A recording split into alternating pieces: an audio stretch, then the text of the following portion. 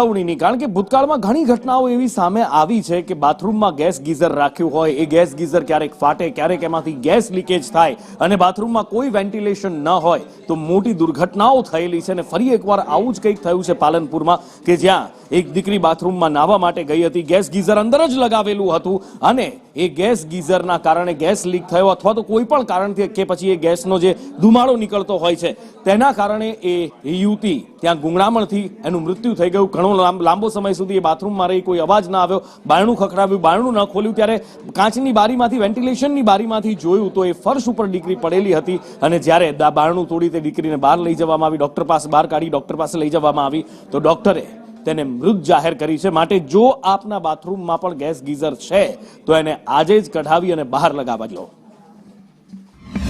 પૂરી દીકરી નાહવા માટે બાથરૂમમાં ગઈ હતી. 15 મિનિટ સુધી બહાર ના આવતા અમે તપાસ કરી તો એ કંઈ બોલી નહીં, એટલે અમે પછી દરવાજો ખોલીને જોયું તો એ તે અંદર બેભાન અવસ્થામાં પડી હતી. ગેસના ગળતરના લીધે થયું હોય અથવા તો પડી ગઈ બેભાન થઈ હોય, એમરેજ થઈ ગયું હોય. પછી દવાખાને લઈ ગયા. ડૉક્ટરે તેને થોડી ટ્રીટમેન્ટ કરી પણ કોઈ પ્રયત્નથી પોસિબલ ના બન્યું એટલે ડૉક્ટરે તેને મૃત જાહેર કરી હતી. પછી જે રેગ્યુલર સમયે ટ્યુશનથી લઈ અને 12 થી 1ના ગાળામાં ઘરે આવ્યા. ઘરે આવીને જમવા બેઠા હતા અને દીકરી બાથરૂમમાં નાહવા ગઈ. 15 મિનિટ પછી અવાજ ના આવતો એમને બારણું ખખડાવી, અંદરથી ફરી અવાજ ના આવ્યો એટલે વેન્ટિલેશનના ગ્લાસ કાઢી અને અંદર નાના દીકરીને ઉતારી અને બહાર લાવ્યો તો બહાર બેભાન અવસ્થામાં મળી આવી.